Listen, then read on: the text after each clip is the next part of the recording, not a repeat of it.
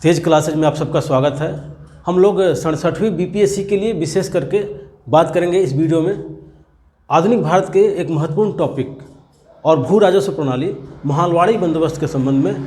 इससे आने वाला प्रत्येक बहुवैकल्पिक प्रश्न आपको कंप्लीट हो जाएगा इस वीडियो से, साथ में आपका कॉन्सेप्ट भी बनेगा जिससे कि आप मुख्य परीक्षा को भी बढ़िया से लिख सकें।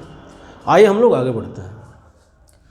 तो महालवाड़ी बंदोबस्त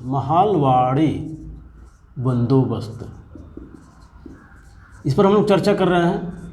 वास्तव में जो महालवाड़ी है दो शब्दों के मेल से बना हुआ है। एक है आपको महाल और दूसरा है वाड़ी। तो महाल का मतलब क्या होता है और वाड़ी का मतलब क्या होता है अगर हम समझ लें तो फिर इसके संबंध में कॉन्सेप्ट भी समझ में आने लगेगा। तो महाल का मतलब होता है ग्राम या ग्राम समुदाय, मैंने कलेक्टिव वे में इसको माना जाएगा महाल। और वाड़ी का मतलब होता है बंदोबस्त या समझौता या एग्रीमेंट, समझौता भी इसको कह सकते हैं।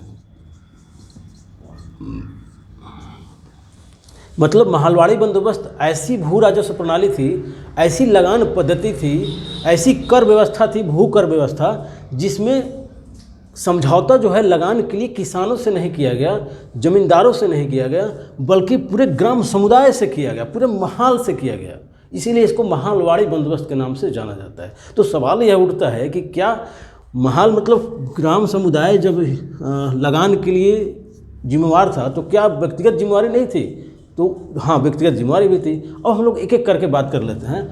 तो पहले नंबर में यह जो एग्रीमेंट है, इसकी जो विशेषता थी महालवाड़ी बंदोबस्त की, तो इसमें समझौता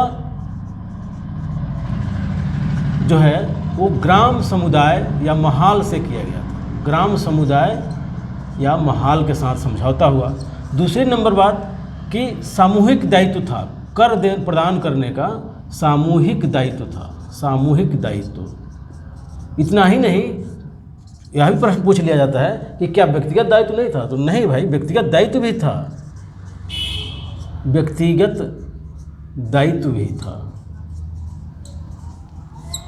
तो अब हम समझ लेते हैं कि दोनों कैसे हो सकता है। तो हो सकता है वास्तव में, जैसे मान लीजिए कि अगर किसी गांव में 5 किसान रहते हैं और 500 रुपया कर को निर्धारित किया गया कि भाई 500 रुपया आप पूरे ग्रामवासियों को 500 रुपया देना है। कितना देना है? 500 रुपया कर के रूप में देना है। अब सवाल उठता है कि जो जोत थी, जो भूमि थी, किस किसान के पास कितना है, उसके अकॉर्डिंग इन 500 रुपया को बांट दिया जाता था कि भाई आपको 50 रुपया देना है, आपको 150 रुपया देना है, आपको 200 रुपया देना है, और इस प्रकार से कुल 500 रुपया आपको जमा करना है।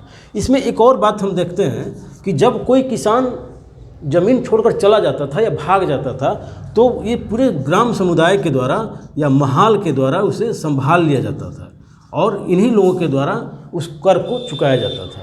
तो कहने का मतलब यह है कि महालवाड़ी बंदोबस्त जो है इसमें समझौता जमींदारों से नहीं करके, किसानों से नहीं करके, पूरे ग्राम समुदाय से किया गया। सामूहिक दायित्व निर्धारित किया गया कर प्रदान करने के लिए, और साथ में व्यक्तिगत दायित्व भी था। और किसी के छोड़ देने पे, किसी के चले जाने पे इसका पूरा का पूरा दायित्व उस महाल या ग्राम के द्वारा ले लिया जाता था। अब हम बात करते हैं कि इसमें कर की प्रणाली क्या थी, भू राजस्व की दर कितनी थी। तो जहाँ तक इसके भू राजस्व की दर की बात है तो हम यह देखते हैं कि जहाँ पे जिन क्षेत्रों में, मतलब अब हम थोड़ा सा ये भी समझ लें कि किन किन क्षेत्रों में लागू हुआ, तब हमको ज़्यादा और अच्छे से समझ में आएगी बात। तो वास्तव में यह जो था यह उन क्षेत्रों में लागू किया गया जहाँ पे ज़्यादा उपज होती थी, ज़्यादा उत्पादन होता था, जैसे गंगा घाटी का क्षेत्र। तो अगर हम बात करें क्षेत्र की कि किस किस क्षेत्र में यह लागू था, तो इसमें आपको अवध, संयुक्त प्रांत जो कि वर्तमान का उत्तर प्रदेश है, हो गया।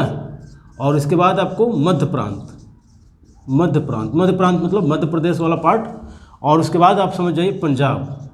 मतलब इन क्षेत्रों में यह मुख्य रूप से लागू था। अर्थात गंगा घाटी क्षेत्रों में, मध्य गंगा घाटी क्षेत्रों में यह लागू था। और पूरे भारतवर्ष में जो ब्रिटिश भूभाग था उसकी अगर हम बात करें, जो कि पूछा जाता है परीक्षाओं में, तो 30% भाग पर, अर्थात ब्रिटिश भूभाग के 30% भाग पे ये महालवाड़ी बंदोबस्त लागू था। अब हम इसके विकास को समझ लेते हैं तो माना यह जाता है कि हाल्ट मैकेंजी के द्वारा, नाम थोड़ा ध्यान रखना है आप लोगों को, जिस व्यक्ति का नाम था हाल्ट मैकेंजी, इसी के द्वारा इस महलवाड़ी बंदोबस्त का सूत्रपात किया गया माना जाता है, हाल्ट मैकेंजी के द्वारा। और 1822 ईस्वी में 1822 ईस्वी में नियम 7 द्वारा इसे वैधानिक दर्जा प्रदान कर दिया गया, मतलब कानूनी स्वरूप प्रदान कर दिया गया। किसको? महलवाड़ी बंदोबस्त को। तो इस प्रकार से हम देखते हैं कि महलवाड़ी बंदोबस्त पूरे ग्राम समुदाय के साथ था। अब हम भू राजस्व की बात करते हैं तो जिन क्षेत्रों में महलवाड़ी बंदोबस्त जमींदारी थी, मतलब थोड़े बहुत जमींदार बचे थे, वहाँ भू राजस्व की दर 30% निर्धारित की गई, वहीं कहीं 60%। तो हम फाइनली यह देखते हैं कि 60% बेशक कहने के लिए था, वैधानिक रूप से, औपचारिक रूप से, परंतु भू राजस्व की दर जो थी वो वास्तव में 90% तक चला गया कई बार, और किसानों का शोषण बदस्तूर जारी रहा। जिस प्रकार से किसानों का शोषण अस्थायी बंदोबस्त में हो रहा था, रैयतवाड़ी बंदोबस्त में हो रहा था, महलवाड़ी बंदोबस्त में भी जारी रहा, और किसान गरीबी के चपेट में आए, ऋणग्रस्तता बढ़ी, उनकी क्रय शक्ति घटी, वो फाइनली महाजन या सेठों के चंगुल में फंसे और उनकी ज़मीन भी जाने लगी, और फाइनली गरीबी भी खूब बढ़ी। बहुत बहुत धन्यवाद।